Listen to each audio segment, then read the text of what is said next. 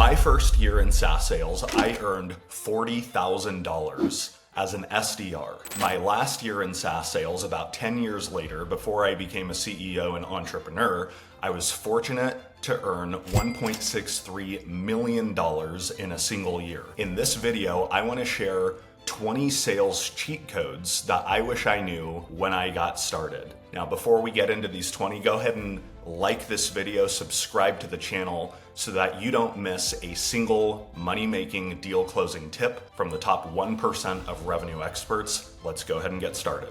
Number one, buyers spend more money to relieve pain than they do to achieve gain. What does that mean for you as a seller? It means stop obsessing about your product's benefits and start obsessing about your customers' problems and pain.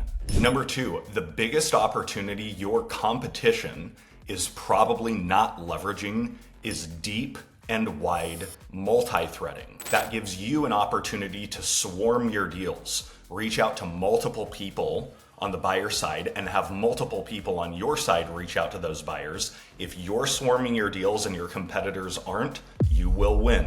Number three, the product demo that your product team teaches you never works. The product team means well, but they are too interested in making customers and buyers aware of every feature. Your job is to only show the features that solve problems. Leave off the rest. Number four, one of the best and easiest sales hacks is responding fast to your buyer. Okay, responding fast to inbound leads, responding fast to demo requests, responding fast to emails they send you, responding fast to asks that they make of you. Buyers will mirror your speed.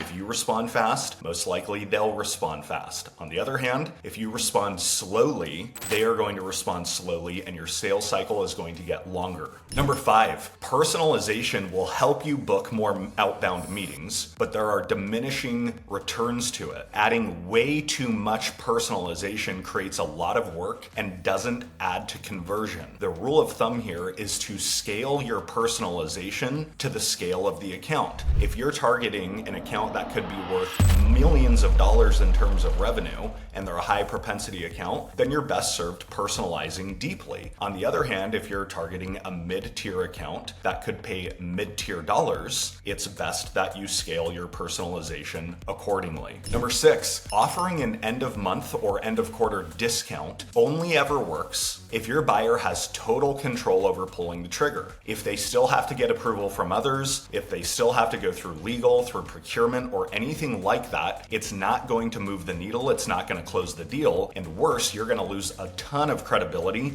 and they're still going to hold you to the discount the next month. Number seven, spend more time getting new influencers up to speed on past conversations you've had with their colleagues. Spend a couple minutes summarizing other conversations so they're up to speed, and then ask their perspective on the challenges. Number eight, plain and simple, a great question will always carry more persuasive power than a great statement. Number nine, people don't buy because of ROI. ROI doesn't create demand. ROI justifies demand. What does create demand? Pain and problems and priorities. Only once you've established those does ROI have a place in your sales cycle. Don't lead with it, end with it. Number 10, perfect sales technique and sales execution will not close the deal if you're talking to the wrong person or the wrong account. I still remember the best discovery call I've ever run. I didn't close the deal. Why? I was talking to the wrong person. Get in front of the right people and the right account, and then everything you say and do is amplified. Number 11, social selling is not better than cold email. Cold email is not better than cold calling. All of these channels work together. Leverage them as land, sea, and air. Stop thinking binary between channels. Number 12, if you can describe your buyer's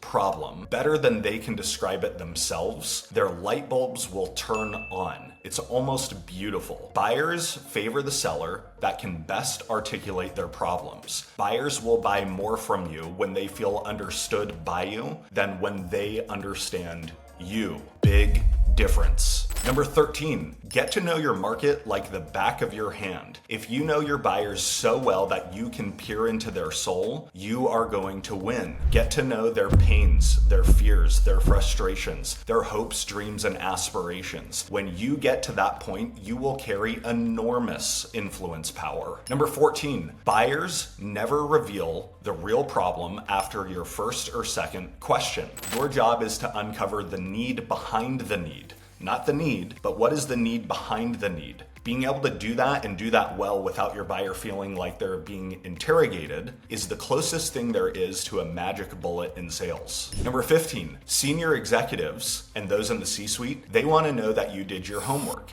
If you show up to a sales call with a C-suite executive and ask a generic question, you'll lose them. Number 16, never negotiate price until it's the last issue. If agreeing on price doesn't close the deal, it's too early to negotiate.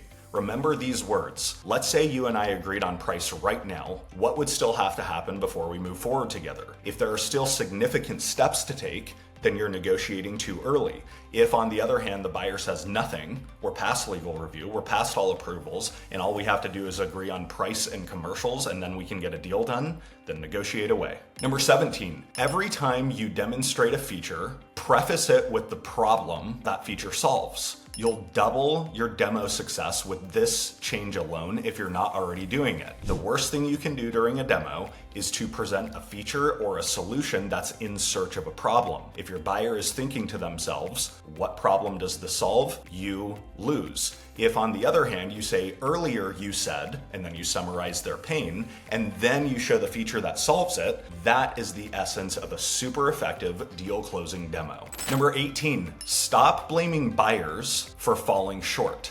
If they said they were going to sign last month and they didn't, it's your fault, not theirs. Maybe don't take this too literally, but placing blame on other people strips you of your power. If you take blame on yourself, even though it can sting a little bit, it puts you in a position of agency. Now you get to decide what you're going to do next. Number 19, the best sales demos are more about the customers than they are about the product. The hero of the story is the customer, the buyer, and their problem, not your product, its features, and its benefits. And finally, number 20, if you want to close deals in today's economy, you have to utterly master selling to the C-suite. Decisions are getting made at a higher level, they're getting made with more scrutiny, they're getting made with more people involved. That means just about every deal is hitting a C-suite executive's desk. If you're not very good at selling to the C-suite, you're gonna lose, you're gonna have a bad time. If you are very good at selling to the C-suite, you are going to become the highest paid salesperson that you know. If you are struggling to sell to the C-suite, if you're stuck with mid-level managers who just can't get deals done,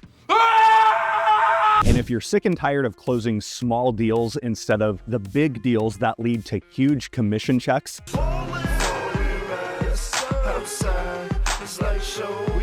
then I want you to claim this free copy of this brand new data-driven cheat sheet, the 7 skills that will add $50,000 to $100,000 to your W-2 in 12 months or less, all based on data from 20,000 account executives that are making $300,000 per year or more.